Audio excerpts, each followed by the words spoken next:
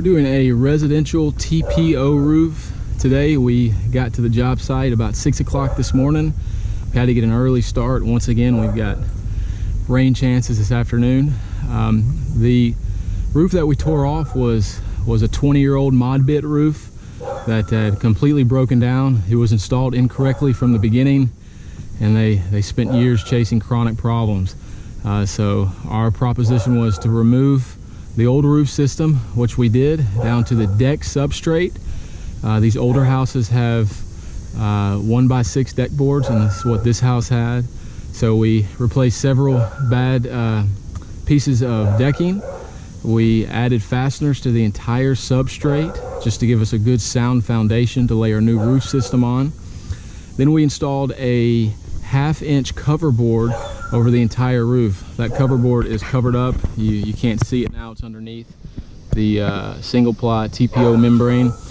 We installed the cover board to provide a smooth substrate for the TPO, just so there's no obstructions that the TPO has to go over. After we installed the cover board, we rolled out this TPO that you can see now.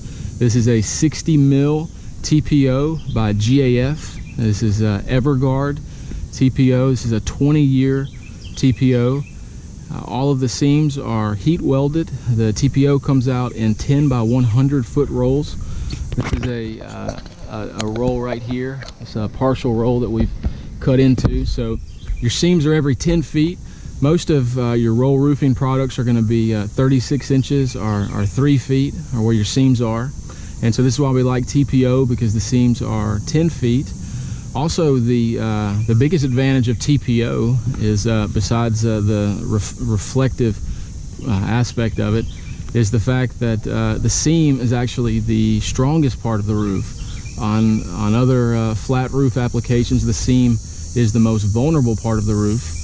But on the TPO, the seams are heat welded, and we use special instruments for that. And we've got our robot right here. As you can see, we roll that underneath the TPO, and it heats it up. It welds the two pieces together. We've also got some handheld heat guns here to tack weld and do detail work. So you can see over here we've got the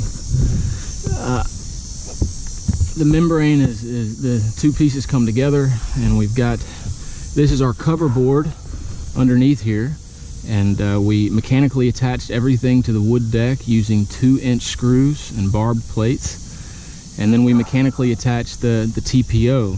And then what we do is we tack weld the back part of the seam and with a handheld welder, and then we use the robot for the actual weld. So when this is all done, this will be flat and welded, and this seam right here will be the strongest part of the entire roof system.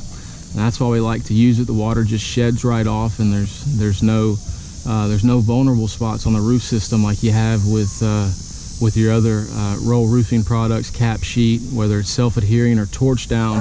You always have problems at the seams.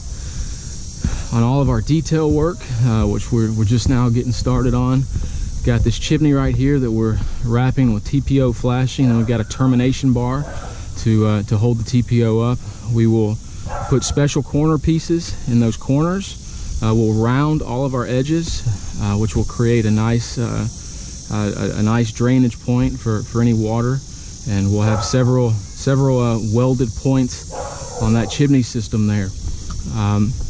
We're starting to install the eave drip flashing. We also mechanically attach that, and then we'll put a weldable cover tape on top of that at the very end. So we got the heavy lifting done, and the roof is more or less watertight in case we do get a spot rain shower. And we'll spend the rest of the afternoon doing the detail work. So that's it. This is a single-ply TPO roof system. The manufacturer is GAF. It's 60 mil, the thickness is, and we'll be all done by the end of the day. And this will be a 20-year roof system. This is Billy Guyette with Guyette Roofing.